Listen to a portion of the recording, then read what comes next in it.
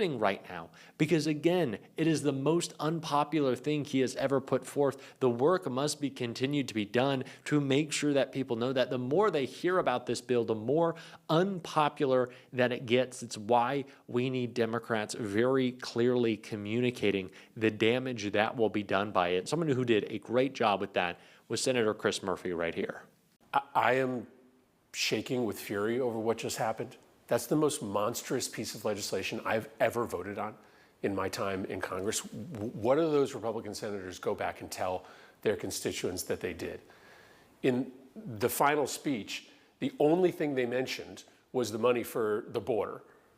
But what more can they do? They've already militarized the border. They've already created an immigration police state. They didn't mention anything about the fact this bill kicks 17 million people off of their health care. There are going to be thousands of people who die in this country because they lose their access to health care. There'll be tens of thousands of other lives that are needlessly destroyed. This is the biggest cut in child nutrition in the history of the country, I think. There are going to be moms and dads who literally watch their children go hungry. And why? Because they wanted to pad the pockets of Donald Trump's Mar-a-Lago friends. That's the only reason that they are throwing people off of health care, that they are rendering little children hungry so that some billionaire can get an extra $200,000 tax cut.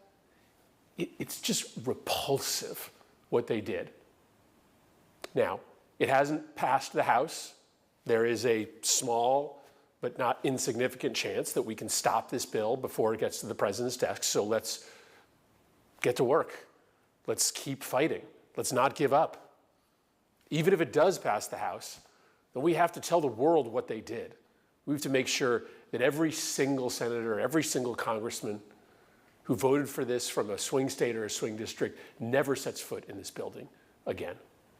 This is a moral abomination, what they just did. And for what? For what? Just to make the lives of the rich and famous a little bit easier? So we'll do our work. I'm not giving up. I'm going to do everything I can to stop this bill from passing the House of Representatives. And it has real issues as it heads to the House of Representatives. But if it does become law, we're going to make sure these people pay politically for what they did. No matter